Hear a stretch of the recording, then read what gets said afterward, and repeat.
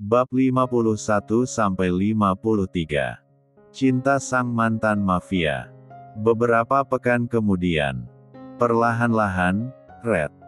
Berhati-hatilah karena kamu gak lagi sendirian saat, bahkan ada bayi di dalam perutmu yang semakin membesar, kata Black memperingati Red yang turun dari tangga dengan gesit. Karenanya, Black pun berinisiatif untuk menuntun tangan istrinya itu dengan erat. Aku tidak apa-apa, Black. Lagi pula perutku ini kan belum besar lagi apalagi berat. Bayi kita baru sebesar kacang polong, kan baru juga jalan 2 bulan, tolak Red akan sikap berlebihan dari suaminya yang mendadak posesif itu. Kebetulan pembawaan kandungannya sangat kuat. Selama masa mengidam, ia bahkan sama sekali tidak rewel. Tidak ada mual di pagi hari, atau menginginkan makanan aneh di malam hari. Red, aku mau menemani Tuan untuk keluar kota. Kamu mau makan apa hari ini? Biar aku pesankan nanti pada aplikasi ojek online. Melihat segala kemandirian dari Red, maka tak salah juga bila Black menghayalkan sosok wanita yang akan manja padanya ketika merengek sesuatu. Tapi, ini malah sebaliknya. Dan istrinya itu nampak biasa saja. Tidak seperti wanita yang sedang hamil. Tidak ada sosok yang lemah ataupun manja, seperti apa yang diceritakan oleh tuannya. Bahkan, istri tuannya itu terkadang masih saja mengidam ini itu di penghujung bulan kehamilannya. Sampai, mereka hanya tinggal menghitung hari untuk menyambut kelahiran baby twins kala itu. Ah, nampaknya Black merindukan si kembar lucu. Aku ikut ya. Mengawal Tuan Leon, pinta Red. Tidak. Kau ini yang benar saja. Tolak Black. Langsung. Aku hanya ingin tetap aktif dan berkontribusi untuk perusahaan maupun Tuan Leo. Apa itu salah? Tanya Red, dengan tatapan penasaran kenapa ia hanya boleh berada di rumah saja. Sayang. Bukan masalah itu. Aku hanya tidak ingin kamu kelelahan. Aku tahu kau hanya bosan dengan rutinitas yang monoton. Akan tetapi, itu semua demi kebaikanmu. Demi calon anak kita yang kini tengah bersemayam di dalam perutmu. Bujuk Black agar Red sukarela membatalkan niatnya. Aku janji gak akan kecapean, ucap Red masih bersikeras dengan keinginannya. Sayang, ketika kau memutuskan untuk bekerja maka kau pasti akan total dengan pekerjaanmu. Karena bagimu pekerjaan itu bukan untuk iseng-iseng apalagi sekedar untuk mengisi waktu luang. Akan tetapi, ada sebuah tanggung jawab yang akan kau pikul dan harus kau selesaikan dengan baik, tutur Black panjang kali lebar. Mencoba mengubah haluan dari keinginan Red yang mampu membuatnya bergidik ngeri hanya karena membayangkannya saja. Karena ia tahu bahwa istrinya itu adalah tipikal pekerja yang sangat berdedikasi terhadap apapun profesi yang tengah digelutinya.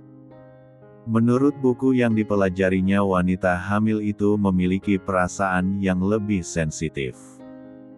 Karenanya Black sangat berhati-hati ketika berbicara dengan Red. Ia tak ingin istrinya itu tersinggung apalagi sedih. Aku hanya ingin mempunyai rutinitas lain. Karena aku pasti bosan dengan kebiasaan sekarang, keluhnya sambil mencebikkan bibirnya hingga sedikit maju ke depan. Aku akan mendaftarkan kamu ke kelas parenting seperti apa yang kemarin Nyonya Nadia lakukan semasa hamil. Aku juga akan membelikanmu lebih banyak lagi buku, ucap Black. Aku berangkat ya sayang. Lakukanlah apapun yang kau suka. Tapi, tidak dengan kembali bekerja. Kau pasti mengerti kan maksudku? Tanya Black memastikan apakah Red sudah menerima argumennya serta melupakan keinginannya itu. Baiklah. Red berkata dengan lesu. Sayang, dengarkan aku. Black tak jadi melangkah tapi justru malah menangkup kedua pipi istrinya sambil menatap teduh kedua mata panjang Red. Jika kau sibuk, maka dirimu tidak akan dapat menikmati setiap momen pada kehamilan. Sebuah momen berharga yang tidak bisa semua wanita rasakan bahkan manusia. Manjakan dirimu, karena sebentar lagi tidurmu takkan lagi nyenyak. Makanmu takkan lagi puas serta bebas. Setelah kamu melahirkan, maka kesibukan yang sesungguhnya akan dimulai. Kamu pasti akan sering terjaga karena bayi kita yang ingin menyusu atau sekedar ingin kau peluk. Tutur Black yang mana membuat Red sadar akan prioritas sesungguhnya. Iya, baiklah aku paham sekarang. Maaf jika aku ya. Mungkin karena mulai merasa bosan dengan rutinitas yang itu-itu saja. Seharusnya, aku lebih mensyukuri keadaan sekarang. Karena, tidak semua ibu hamil senyaman ini, ucap Red penuh sesal. Black menarik dagu bulat istrinya itu. Kemudian memandang lamat pada wajah cantik alami dari Red. Ia tersenyum, karena pada akhirnya sang istri sadar akan peran luar biasanya saat ini. Aku janji akan mengajakmu menengok nyonya, serta kedua bayi kembar mereka. Aku akan menemui baby twins. Aku senang sekali. Red memekik kegirangan. Bahkan dirinya hanya mengibaskan tangan saking girangnya. Aku ingin melahirkan normal saja Black, kata Red. Terserah apapun itu. Terpenting bagiku adalah kalian selamat tanpa kurang satu apapun, timpal Black. Kalau begitu, ayo kunjungi anak-anakmu. Red menarik Black cepat, untuk mendekat ke arah peraduan mereka. Sayang, baru semalam aku XX. Memangnya kau tidak sakit atau terganggu? Tanyanya kan takut. Ia sebenarnya mau saja. Aku pernah membaca dari salah satu buku bestseller, jika hamil besar tua itu justru membutuhkan cairan lebih banyak untuk merangsang pembukaan pada R4 him. Istilahnya, memancing kontraksi agar jalan lahir segera terbuka, ucap Red sambil menggerakkan jari jemarinya. Red langsung mengikat kancing pada kemeja Black satu persatu. Bab 52. Pagi hari yang seharusnya Black pergi bekerja untuk menemui Leon, malah harus melayani dan menuruti permintaan istrinya, Red. Ya, tak ada yang menolak jika untuk satu hal itu, semua pasti akan menurutinya. Ya, tapi ini sudah hampir siang. Sayang, terima kasih untuk waktumu, ucap Red yang masih terbaring di atas ranjang dan menutupi tubuhnya dengan selimut. Ya, sayang, sudah menjadi kewajibanku sebagai suamimu untuk menuruti apa permintaanmu. Apalagi untuk hal satu ini, jawab Black sembari memasang kancing kemejanya. Apa kau akan langsung berangkat, sayang? Tak ingin mandi dulu? No baby, ini sudah cukup siang, Tuan Leon pasti sudah menungguku saat ini. Aku berangkat ya, sayang. Black menghampiri Red yang masih terbaring dan mengecup kening istrinya, lalu beralih mengecup perutnya yang mulai membuncit. Aku berangkat ya, sayang. Black pun meninggalkan rumah besar tersebut, meninggalkan Red yang baru saja hendak berdiri ke kamar mandi untuk membersihkan badannya. Rasanya terasa lengket di tubuhnya dan itu membuatnya risih jika tak mandi kembali. Di rumah megah Leo, Black datang dengan tergesa-gesa, dan benar apa yang diduga Black pun benar. Leo sudah menunggunya dengan raut wajah yang muram dan masam. Dari mana saja kau, Black? Kenapa sampai sesiang ini? Kau tahu ini sudah pukul berapa? Tanya Leon dengan nada kesalnya. Maaf, Tuan, tadi saya harus melayani istri saya. Red agak rewel akhir-akhir ini. Maklum, kan sedang hamil muda, Tuan, ucap Black dengan bingung. Ya sudah, cepatlah antar aku ke kantor saat ini juga, kita sudah sangat terlambat. Black lalu membawa mobilnya melaju meninggalkan rumah mewah tuannya. Leo masih saja menggerutu karena ulah Black. Black hanya diam saja mendengar gerutuan Leo. Ia sedikit membodohkan dirinya sendiri karena menuruti kemauan Red, tetapi ia tak bisa juga menolak kemauan istrinya.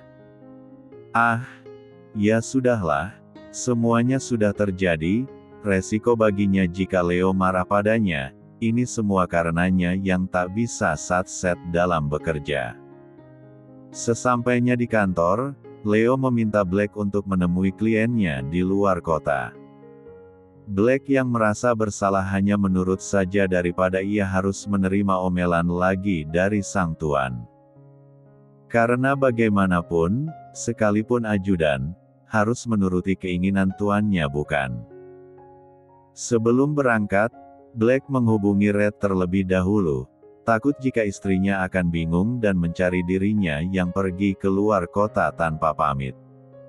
Halo, sayang. Sapa Black dari telepon. Ya, ada apa, sayang? Apa Tuan Leo memarahimu pagi ini? Apa yang dia katakan padamu? Ya, dia mengomel dan memarahiku, sayang. Tapi tak apa, semua bisa kuatasi. Ya, syukurlah, sayang. Lalu ada apa kau meneleponku, Black? Tanya Red dari balik telepon.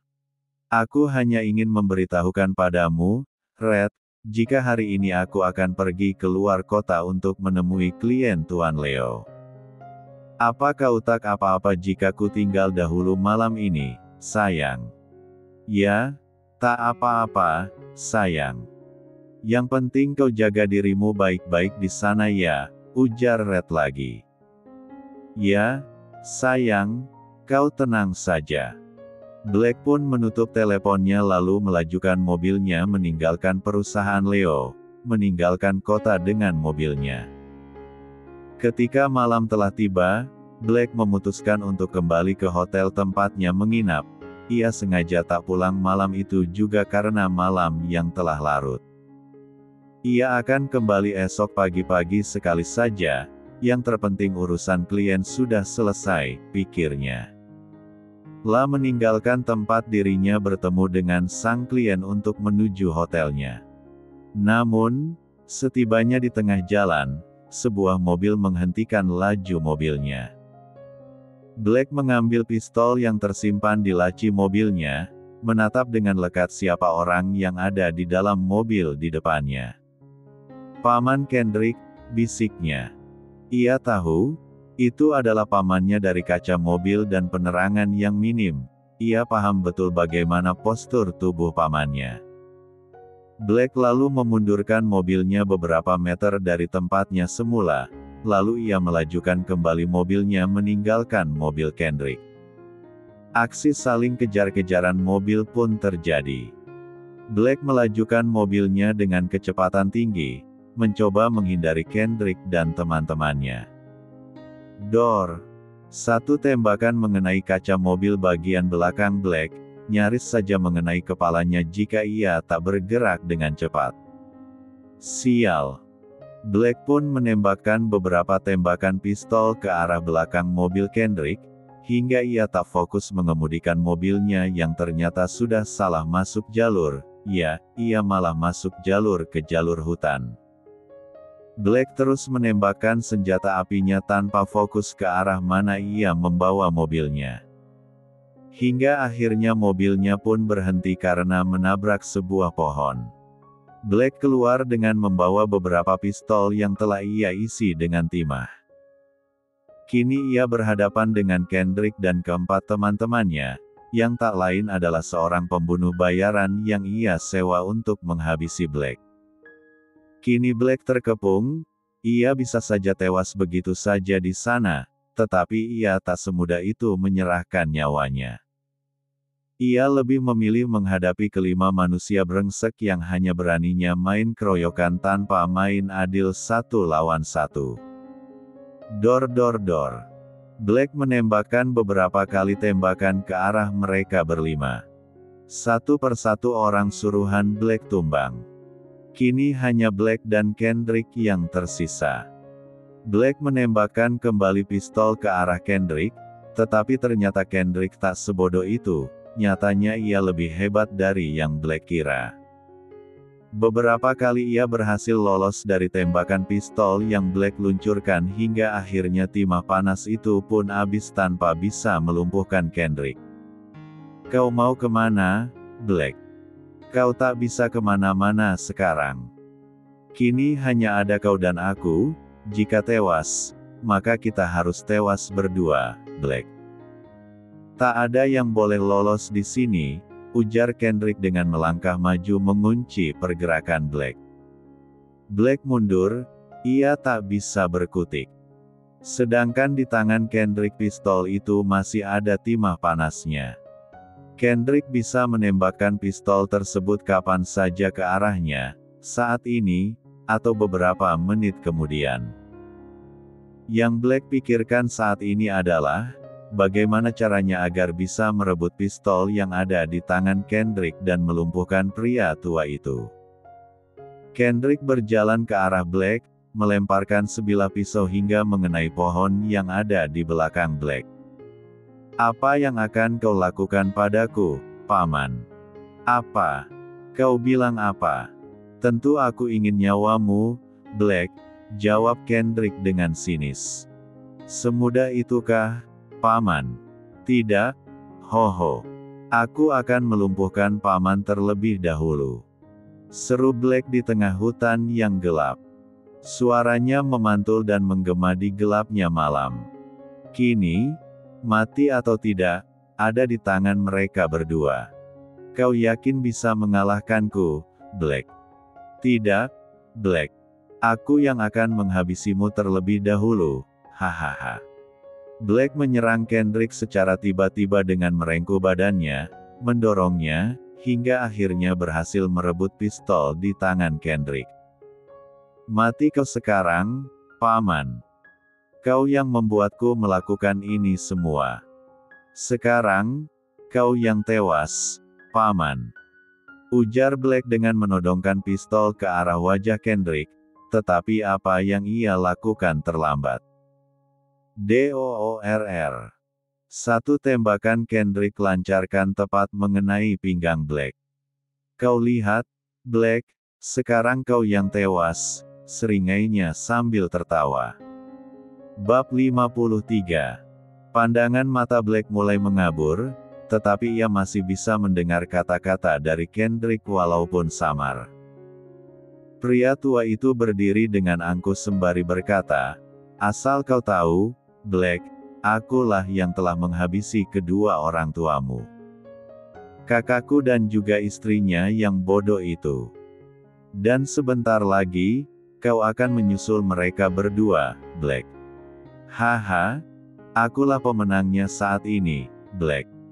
Hanya itu yang Black dengar, sebelum akhirnya ia benar-benar kehilangan kesadarannya. Di rumah milik Red dan Black, pagi itu Red sedang duduk santai di taman belakang rumah mereka sembari menikmati susu untuk ibu hamil yang pembantunya telah siapkan dengan beberapa camilan ringan. Red nampak mengelus-elus perutnya yang mulai membuncit. Hei, sayang, sebentar lagi Dedi pasti akan pulang. Nanti kita akan jalan-jalan berdua ya, sayang, ucap Red masih dengan mengelus perutnya pelan. Namun, tiba-tiba pembantunya berjalan ke arahnya dengan tergesa sambil membawa telepon rumah. Nona Red. Panggil pembantunya dengan tergesa, Red langsung berdiri. Ada apa? Ini, Non, ada telepon dari rumah sakit. Mendengar itu, ia mengernyitkan dahinya, perasaannya mulai tak enak. Red pun mengambil telepon rumah. Dengan Nona Red, istri dari Tuan Black.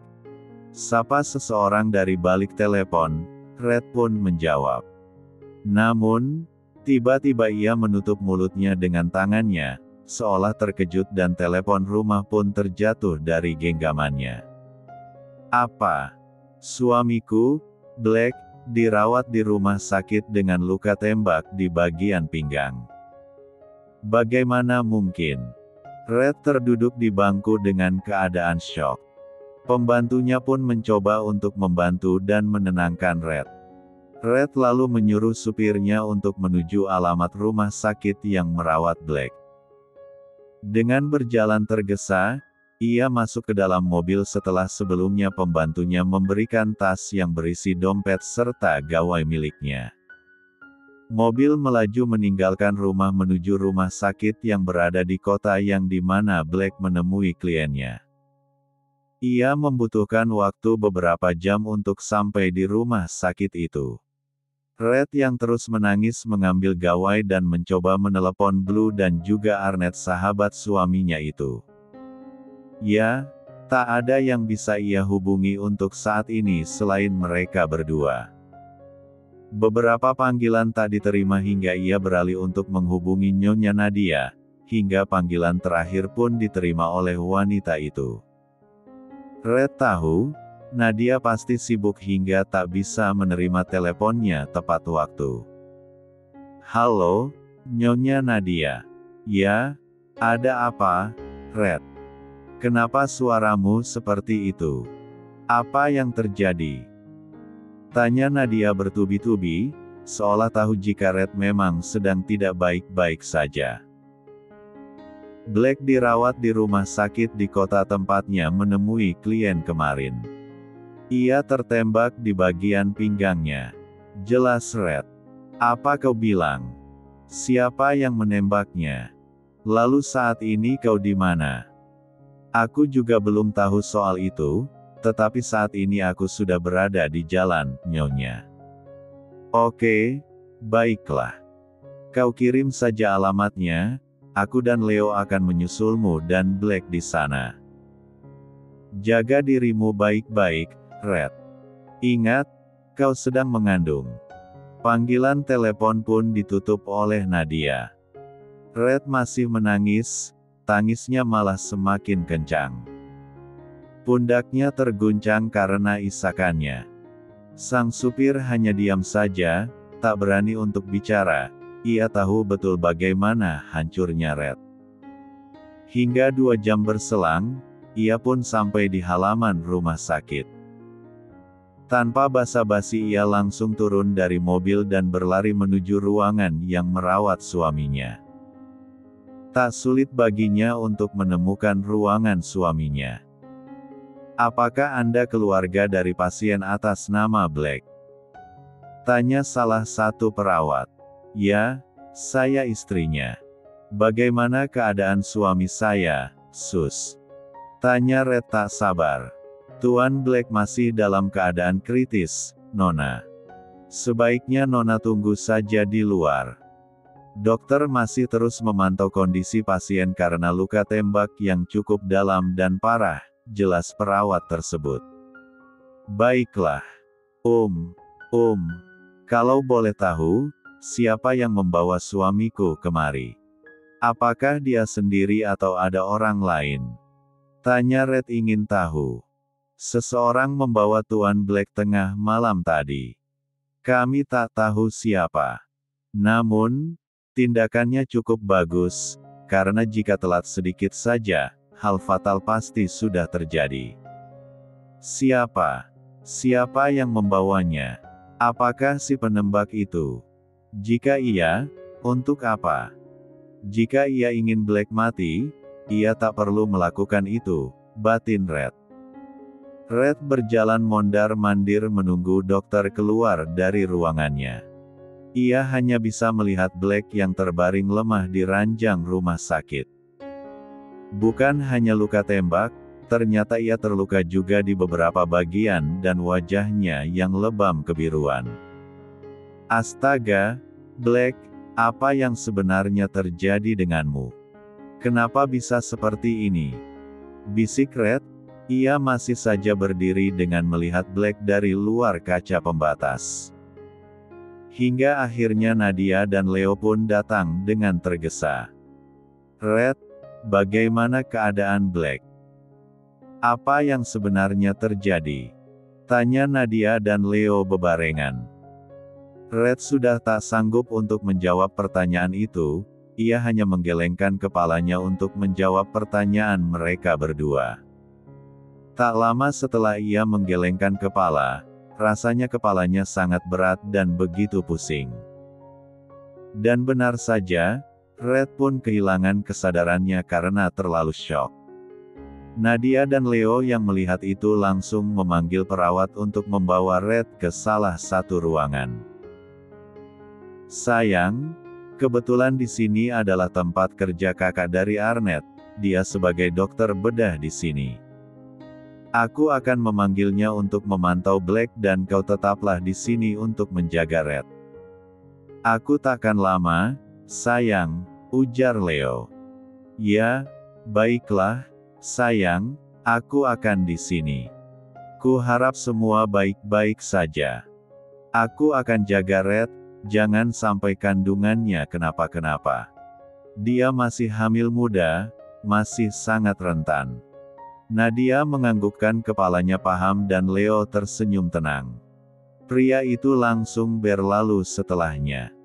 Nadia pun membawa Red ke ruangan untuk diperiksa kandungannya. Beruntung, kandungannya aman dan baik-baik saja. Namun, Red masih pingsan, ia masih belum sadarkan diri. Nadia cukup panik melihat Red yang tak kunjung sadar.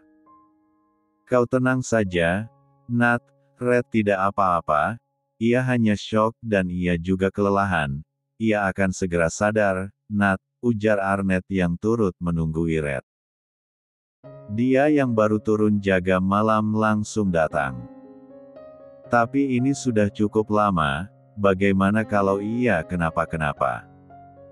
Kau tenang saja, ia dan bayinya baik-baik saja, ucap Arnett lagi menenangkan. Dan benar saja, tak lama kemudian Red sadarkan diri, ia memegang kepalanya karena rasanya pusing sekali. Namun, ia tiba-tiba teringat kembali jika Black sedang kritis, ia langsung ingin cepat-cepat menghampiri Black yang ada di ruangan lain. Jangan pergi, Red. Kau di sini saja, kau baru sadar. Cegah Nadia.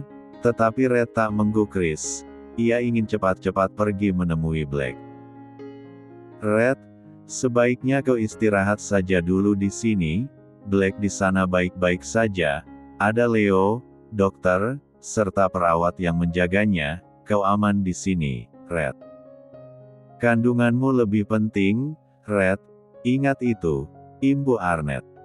Namun, bagaimana keadaannya? Apakah dia masih kritis? Dia baik-baik saja, kan? Tanya Red lagi. Ya, kau tenang saja, Black memang masih kritis. Tetapi ia pasti tak apa-apa, kita doakan saja, jawab Arnett ditambah anggukan dari Nadia. Red menarik napas panjang lalu mengembuskannya. Ya, benar, ia tak boleh egois. Ada bayi yang harus ia jaga di dalam perutnya. Dan jika bayi itu kenapa-kenapa, maka Black juga akan marah padanya. Ia harus menjaga bayi ini yang lebih utama. Red pun menangkupkan kedua telapak tangannya, lalu memejamkan matanya, berdoa untuk keselamatan suaminya. Latakan sanggup menerima kenyataan jika sampai sesuatu yang buruk menimpa pria yang dicintainya itu.